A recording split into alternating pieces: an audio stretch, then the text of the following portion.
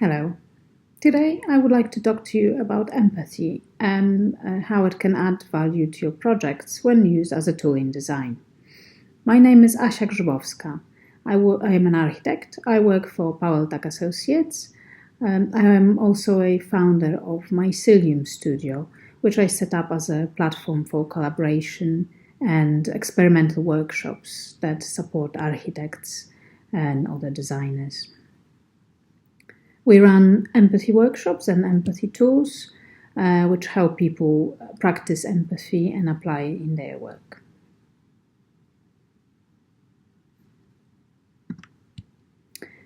What I will cover in this webinar. I'll talk about empathy and what is empathy, how can you use it in design, and how to add value to your projects using empathy, and how empathy can improve your personal life. I'll also give you 4 easy ways to practice empathy.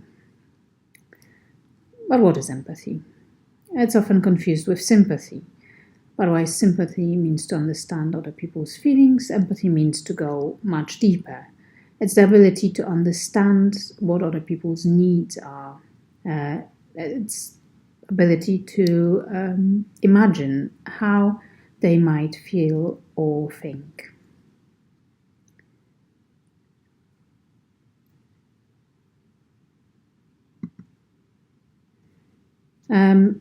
Why there is a need to use empathy in design? Why would you bother? And the simple answer is because we are not all the same and one size doesn't fit all. And that's why we need to sometimes practice imagining how others might feel or think to provide best service possible. As an example, think of children and how their size affects their experience in various spaces or of using different objects. In certain places, obviously, it's going to be absolutely vital to use the right size of equipment for them. In others, that would just mean an extra provision. I was traveling to Dublin some years ago with my daughter, who was then 2 years old, and I remember what a difference it made to find a very well-designed family bathroom with even different sizes doors, which was an extra touch, but with the appropriately sized basin and WC for children. And in the context of a very busy airport, this gesture makes a huge difference. On the images, you see on the left furniture that was designed to suit small children or smaller people, as well as sanitary ware to suit children and adults. I attached also an image from Giant Furniture by Robert Fearon, an artwork, but I think it's a great example how to support the feeling of empathy, how other people might feel.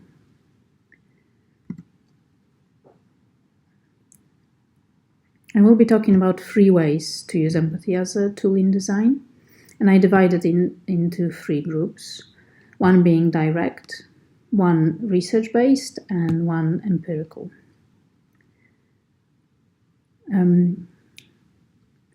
Direct methods would mean to involve future users into the design process, to ask questions, listen for answers, but also design with people, not only for them. Research-based would be heavily based on analyzing how other people might be using space or object. And empirical, my favorite one, would involve imagining how others might feel, but taking that further, one step further, experimenting, pretending, playing, putting yourself in someone else's shoes. I chose 3 projects as examples of using empathy in design. First one is King's Cross Academy and Frank Barnes School for Deaf Children by David Morley Architects. DMA has completed extensive research when they were designing the school, and they looked into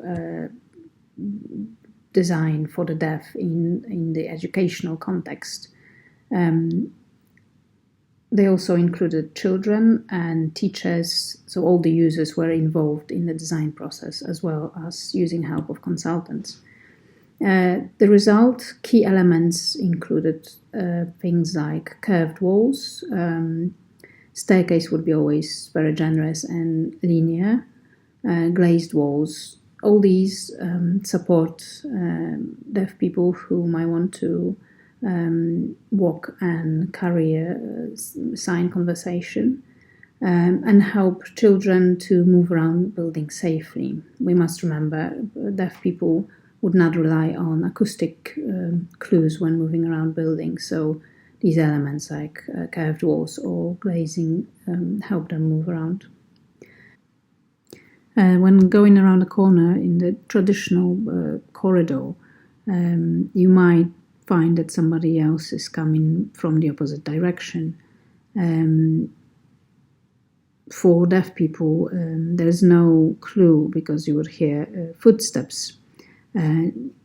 These curved corners really help and help them avoid the situation of crashing into somebody.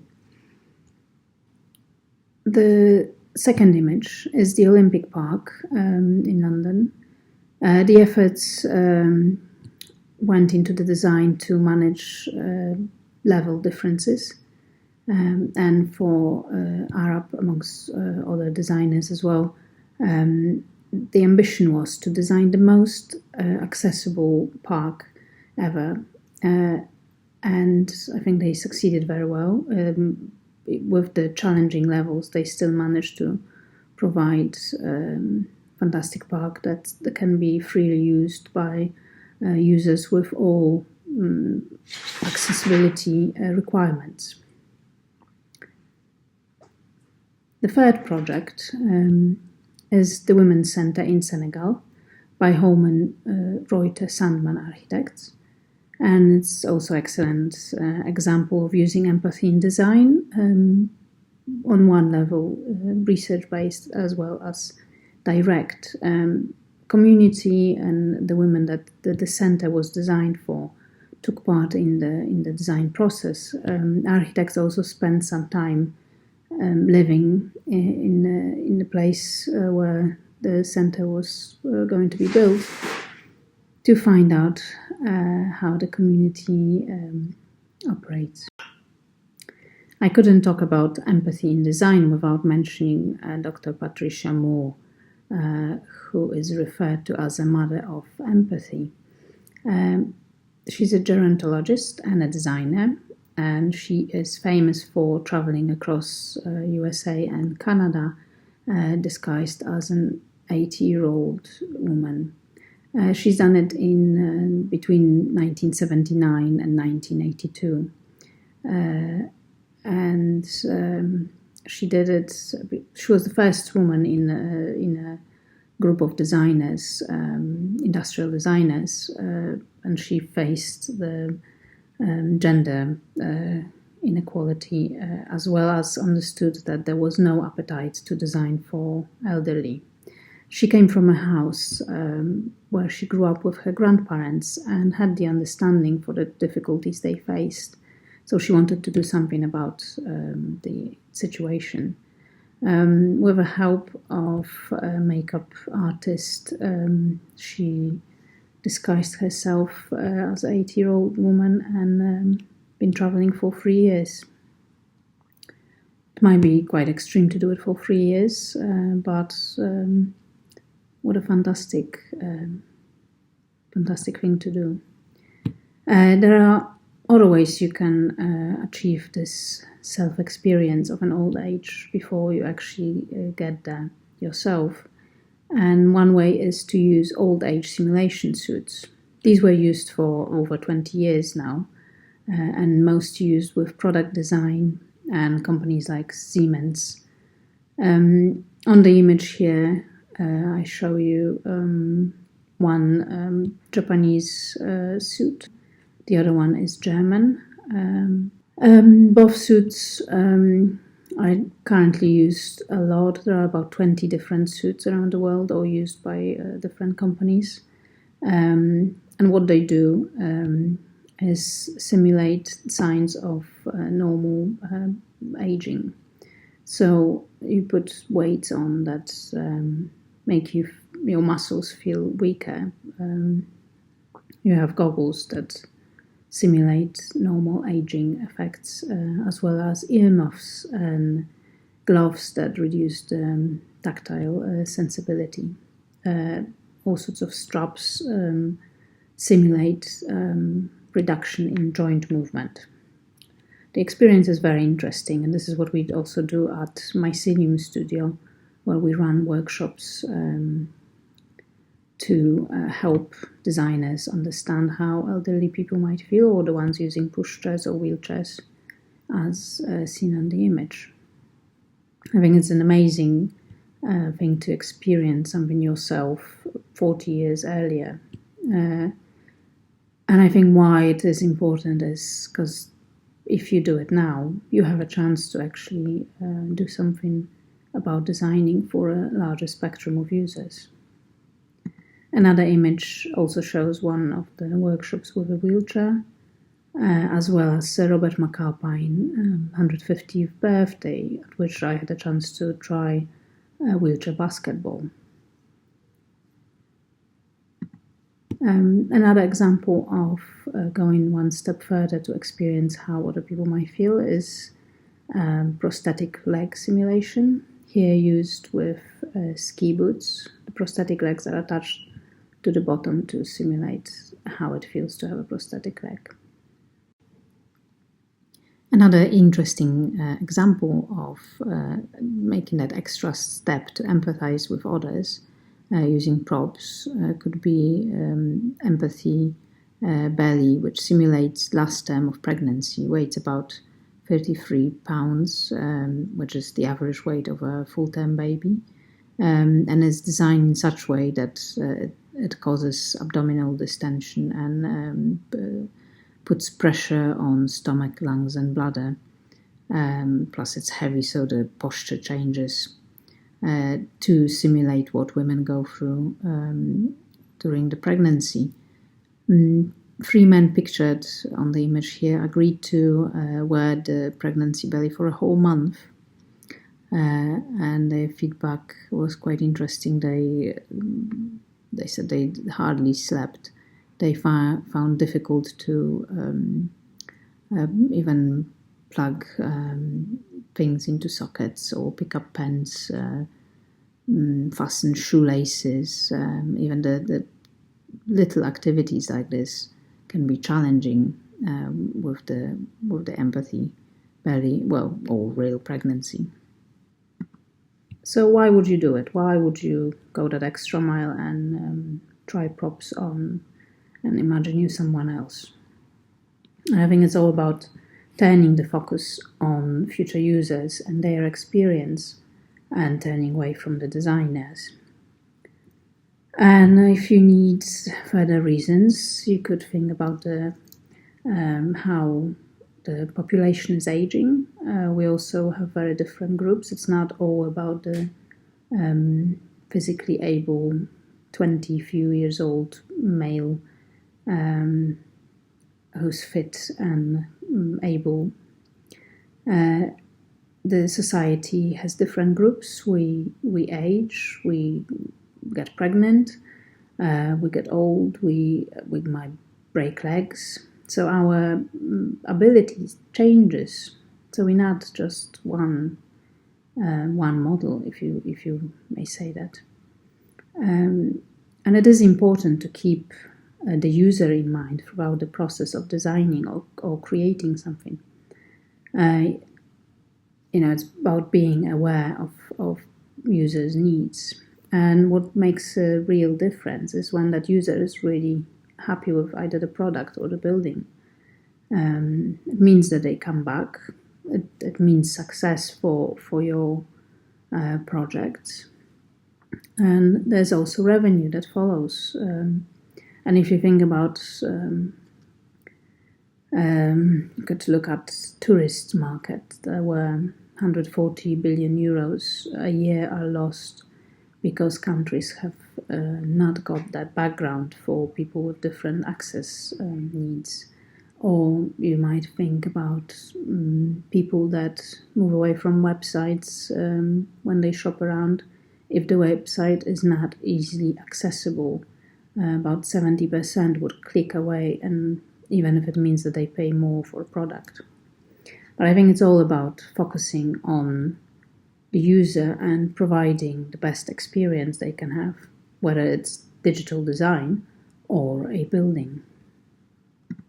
You could argue that for an architect or designer, landscape architect, urban designer, you could argue that if architects follow legislation, building regulations, and just follow rules of good design, there should be no need to exercise empathy to provide good design. However, I think it's all in the detail. You might design building that follows the regulations and isn't accessible for all, or is accessible for different group of users. You might find that getting the team of architects through exercise, like putting old age simulation suits on, or traveling across a couple of roads, even in a wheelchair, that you just make such an impact that they will forever change their habits and just open up to understanding other groups of users and other people. So I think obviously it's crucial that we follow legislation and the rules of good design, but I think it's just this extra step can make a huge difference in how end user will experience buildings and spaces as well as products. So to recap, the 3 ways to use empathy as a tool in design were either by direct approach and including the future users in the process. The research is one way when you analyze how people might operate, what is important for them. And the third one, empirical. So play, experiment, pretend you are someone else, put yourself in someone else's shoes. It's really worth it and does make a difference. And I thought it's quite useful to walk away with some practical advice how you can start today. So I promised 3, but I think I'll give you 4 easy things to do today to practice empathy. So start and try to imagine you are someone else. This could be an interesting exercise, and going by Philippa Perry exercise from her book, the book you wish your parents had read. Imagine you're a baby. Lie down on the floor and imagine how a baby would feel. Imagine you might be cold or hungry or not comfortable. Imagine how it is when you haven't got the words to explain and you have to rely on somebody else to provide you with help. I think that's quite perhaps extreme way to practice. I mean, babies are very specific, obviously, but I think a great exercise to compete. Check in with people around you. It might be your family. It might be somebody from your office. Especially these days when we interact mostly on Zoom from meeting to meeting, do ask people how they are and really listen for the answers. Review your environment and whether it's checking if that cupboard in the kitchen office is too high for most of the people, or checking if the use of Zoom or team meetings is the best way to connect with that other person. Review that environment and try to imagine you're someone else. And finally, respond to a bid for attention. This might again come from family members, children, or people you work with. And they might be slight, not very strong attempts to get your attention. It might be asking for help or just asking how it was your day. But, really take the time to answer, put the phone down and connect with that other person. And I think why it is important to practice empathy. I think it does add value to your projects, but it also improves your personal life. Because the moment you can understand how other people feel or where they're coming from, you take the focus of yourself and moving it towards them will help you understand them and reduce tensions, minimize frustrations. It doesn't cost much, just your time and will, and it does really make a difference. And if you think you would like to try some props with us, do get in touch with Mycelium Studio. Drop me an email. I think it's really worth doing. All the best with your exercising empathy at home. Do try today.